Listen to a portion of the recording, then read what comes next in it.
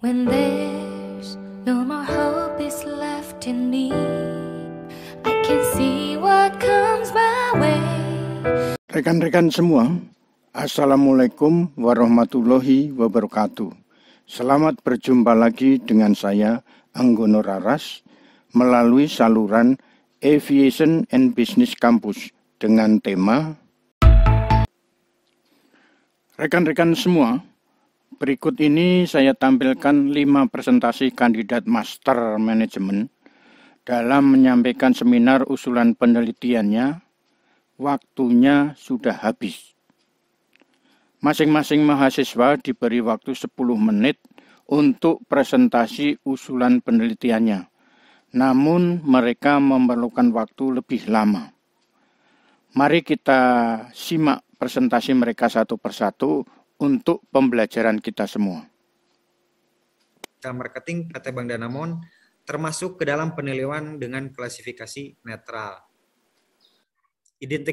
Identifikasi masalah pada citra PT Bank Danamon. Berdasarkan peringkat data aset yang dimiliki oleh Bank Danamon masih berada di posisi ketiga. Dari penelitian survei awal, total skor hasil penelitian aktual variabel sebesar 2.561, 54,5%, sehingga dapat disimpulkan tingkat citra perbankan PT Bank Danamon Indonesia termasuk ke dalam penilaian dengan klasifikasi netral CMS before atau belum naik. Reputation belum baik, itu aja, nggak usah disebut angkanya, belum baik. Recognition belum baik, itu aja. Reputation, penilaian kolektif dari pandangan dari keyakinan semua stakeholder terhadap perusahaan berdasarkan persepsi dan interpretasi citra yang dikomunikasikan perusahaan dari waktu ke waktu belum baik. Disebut gitu aja. Recognition belum baik, gitu aja. Belum baik. Waktunya habis tuh, karena banyak udah waktunya udah habis. Karena banyak ini harusnya poin-poin aja. Sekarang siapa yang mau baca? Kan dibaca. Rasa atau tidak puas. Ketiga, citra kurang baik. 4, terhadap pengaruh digital marketing nasabah ini juga terhadap pensiunan ini terdapat pengaruh digital terhadap kepuasan. Yang kelima, terdapat pengaruh digital marketing terhadap citra bank tabungan. Yang keenam, terdapat pengaruh kepuasan. Yang ketujuh, terdapat pengaruh digital marketing terhadap kepuasan nasabah. Memiliki pengaruh terhadap citra perbankan. Bab 3. Bab 3, metode analisis yang digunakan adalah penelitian deskriptif dan variatif. Pak Jaki habis waktunya, Pak. Mohon maaf. Habis. Dilanjut sama siapa sekarang? Ide dan wawasan ke dalam masalah yang dihadapi manajemen atau para peneliti. Nah, sedangkan analisis deskriptif tadi mungkin lewat. Kemudian operasionalisasi variabel atau OPAR di sini ada 3, yaitu variabel bebas yaitu digital marketing, kemudian variabel penghubung atau intervening itu kepuasan nasabah, dan variabel terikat atau dependen itu adalah citra perbankan. Di mana digital marketing itu sebagai variabel X, kepuasan nasabah itu Y, sedangkan citra perbankan itu adalah sebagai variabel Z. Kemudian sumber dan cara penentuan data itu terbagi menjadi 2, ada data primer dan sekunder. Di mana data primer ini diperoleh melalui wawancara. Ya, habis waktunya, Mbak Anu. Terima kasih, Bapak Ibu. Assalamualaikum warahmatullahi wabarakatuh. Salam. Mbak Anu sudah rada. Mana tadi itu? Oh, bab 3 ini. Tapi kita barusan Pak model. Halaman 65. Iya. Saya tahu heula. Iya. Dalam model garisnya gitu. Digital marketing ada 5 variabel, yaitu website engagement, social engagement, click through rate, conversion rate, dan duration menurut Smith and Cafe.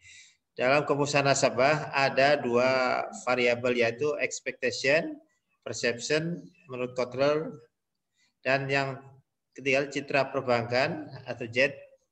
Ada 4 variabel, yaitu reputation, recognition, affinity, dan brand loyalty menurut Grundrose.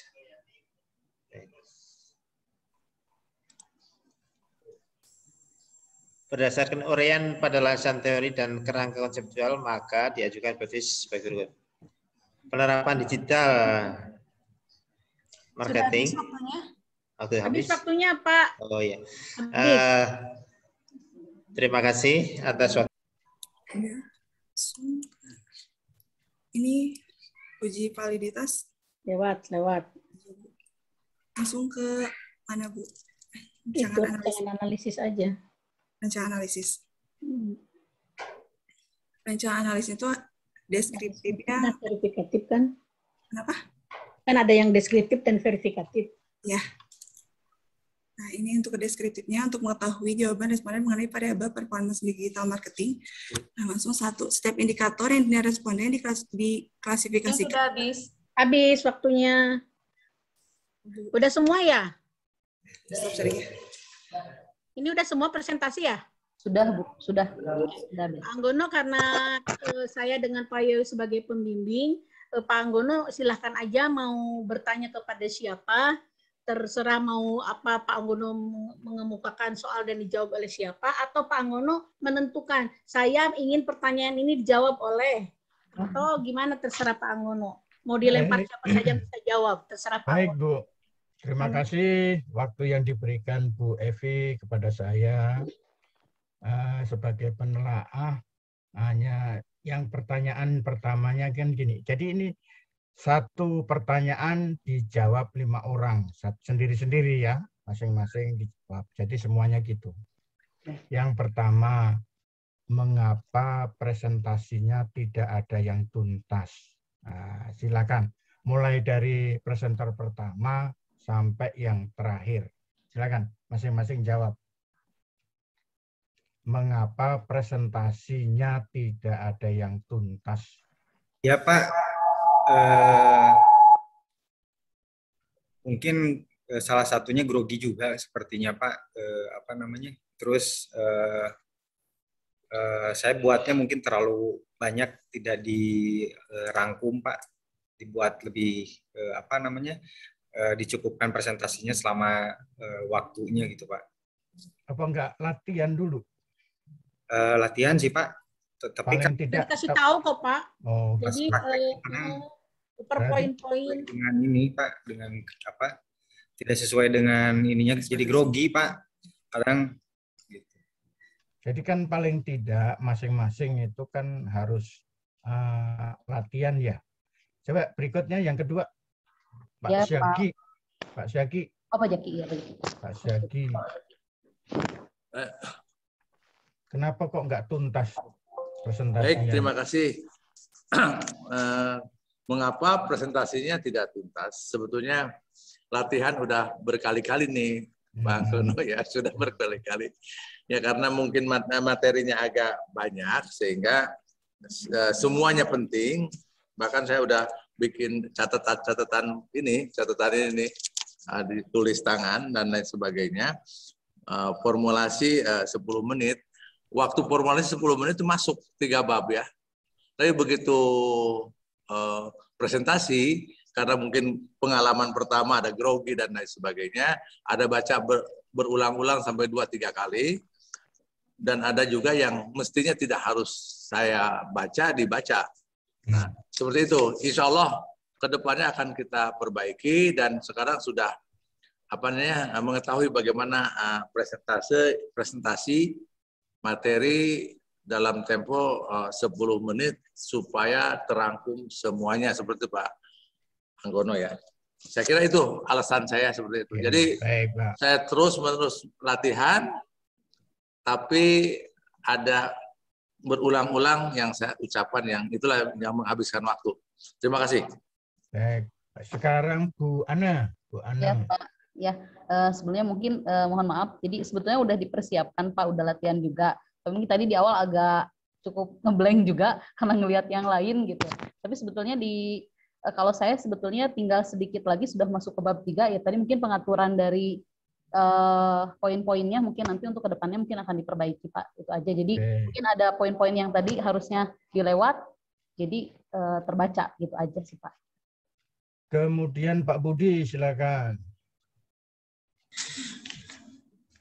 Penyebab kita untuk presentasi tidak selesai, tidak tuntas. Ya, yang pertama mungkin dari grogi ya Pak ya. Yang pertama itu grogi ya. Yang keduanya ya mungkin kalau masalah persiapan ini sudah disiapkan. Karena materi juga mungkin terlalu banyak dan yang dituangkan di dalam presentasi juga mungkin terlalu banyak, nggak disingkat, kurang disingkat gitu. Jadi baru membaca di awal juga sudah waktunya sudah habis. Dan terus untuk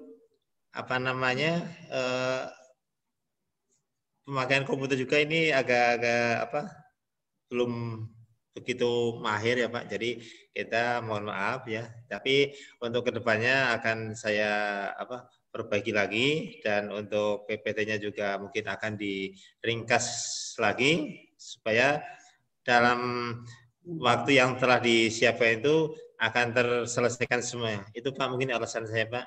Oke, silakan. Terima kasih. Bu Ulfi. Sebelumnya mohon maaf Pak atas presentasinya yang tidak selesai. Yang pertama sih grogi ya Pak ya. Terus yang kedua memang sudah dipersiapkan juga dan sudah latihan juga. Mungkin untuk lain kali PPT-nya memang harus dimasukkannya hanya poin-poinnya saja. Gitu. Jadi penjelasannya bisa lebih ringkas dan insya Allah sih ke depannya diperbaiki. Itu. Oke, baik. Ini hanya pesan saya, paling tidak memang grogi itu harus. Kalau enggak grogi artinya bukan sidang gitu loh. Artinya diskusi, ya kan? Iya, betul. Hanya yang kedua, Bapak dan Ibu ini kan bagaimana merangkum bab 1, bab 2, bab 3 yang rata-rata 150 halaman. Rata-rata menjadi 10 halaman. Menjadi 10 halaman.